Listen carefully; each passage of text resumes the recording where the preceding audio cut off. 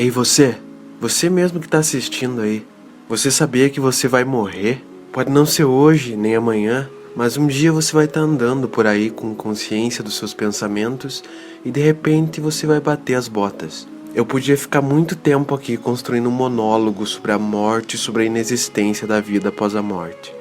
Mas como eu disse, todo mundo vai morrer. E vocês sabem que não existe melhor forma para aproveitar o tempo antes da chegada da inevitável partida de xadrez final. Passar o tempo com a família?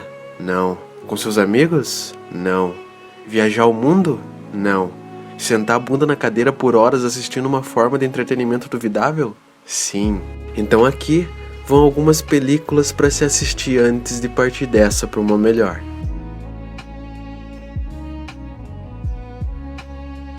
E eu começo a minha lista com Quentin Tarantino, ele que atualmente deve ser o diretor mais popular do mundo, e um dos únicos que conseguem bater de frente com as franquias que dominam as salas de cinema. Começou sua carreira escrevendo roteiros enquanto trabalhava numa locadora de filmes, até que no começo da década de 90 ele começou a ter seu trabalho reconhecido, e em 1992 ele lançou seu primeiro e, na minha opinião, seu melhor filme, Cães de Aluguel, o filme que combina tudo o que faz Tarantino ser tão aclamado. O filme tem sangue, tem xingamento, tem momentos musicais, tem troca de tiro e tem diálogos divertidos. Enfim, a história segue um grupo de homens contratados para roubar uma maleta de diamantes. Talvez a mesma maleta que ia aparecer em Pulp Fiction anos depois? Não sei.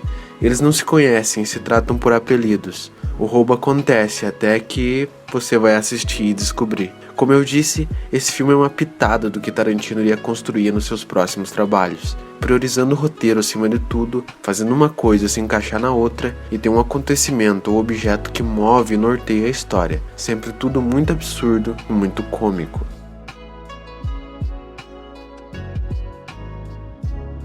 Recentemente eu ouvi um termo chamado Nova Guerra Fria, o próximo confronto pela hegemonia mundial entre os Estados Unidos e a China. E esse filme não tem nada a ver com isso. Eu só precisava falar que ele foi feito na China, em Hong Kong mais precisamente. Mas se acaso a China vencer esse confronto e começar a regular a internet mundial, eu declaro a existência de apenas uma China. E me declaro inimigo dos usurpadores de Taiwan e Hong Kong. Feito meu manifesto, a minha segunda indicação é o filme Chungking Express, ou Chungking Samlan, de Wong Kar-wai, traduzido para o português como Amores Expressos. O filme conta a história de dois policiais de Hong Kong e suas histórias de amor.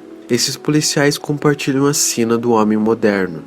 Ambos são gado demais. E nos 2 episódios que compõem o filme, a história de cada um é contada.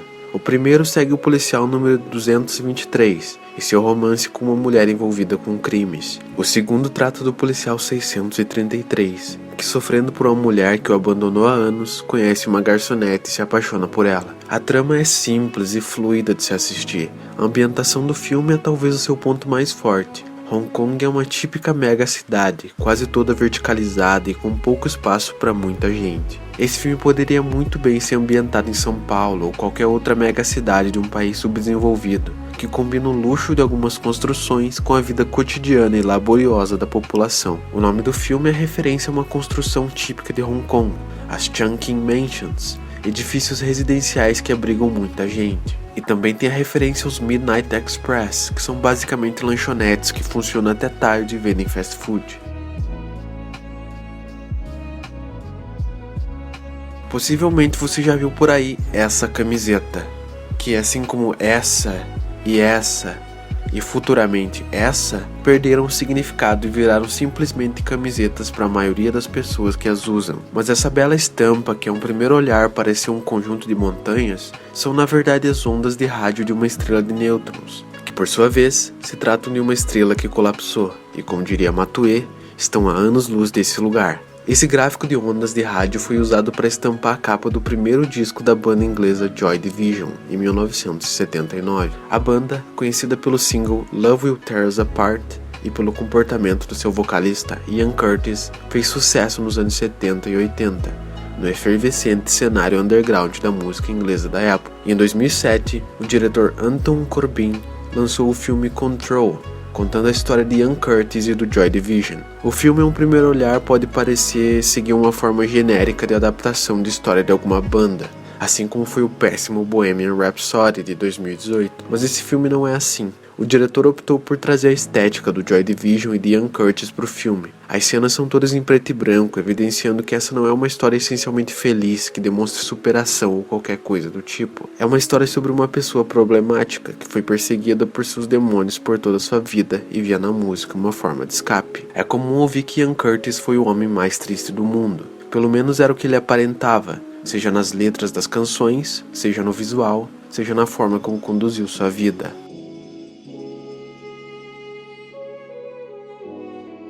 É sempre necessário valorizar o cinema nacional, afinal nunca foi fácil produzir filmes aqui, e nessa lista então decidi incluir um clássico, Cidade de Deus, filme de 2002, co-dirigido por Katia Lund e Fernando Meirelles. O filme conta a história do bairro Cidade de Deus, da sua formação até sua tomada pelo tráfico.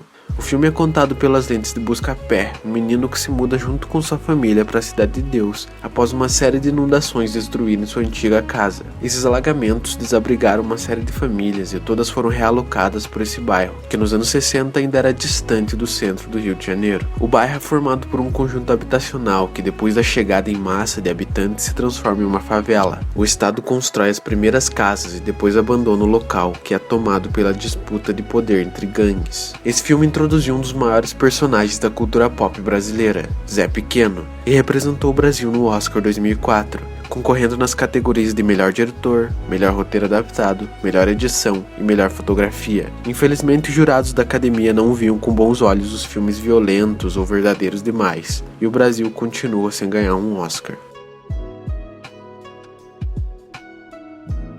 E falando na morte, ela aparece. O aclamado diretor sueco Ingmar Bergman, nesse filme de 1957, conta a história da Suécia medieval, onde um cavaleiro retorna para sua casa depois de 10 anos lutando pela sua fé nas cruzadas. Esse cavaleiro encontra o país atormentado pela peste negra. Sua fé em Deus é abalada e, enquanto reflete sobre o significado da vida, a morte surge à sua frente, pronta para levá-lo. Para ganhar tempo, ele convida a morte para um jogo de xadrez. Se ele ganhar, ele vive.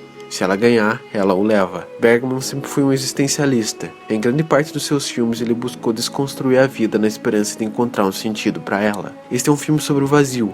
É um filme de arte, com cada cena tendo um simbolismo por trás. É uma adaptação de uma peça de teatro de autoria do próprio Bergman. É um filme arrastado, assim como a vida, que demora, mas inevitavelmente chega ao fim.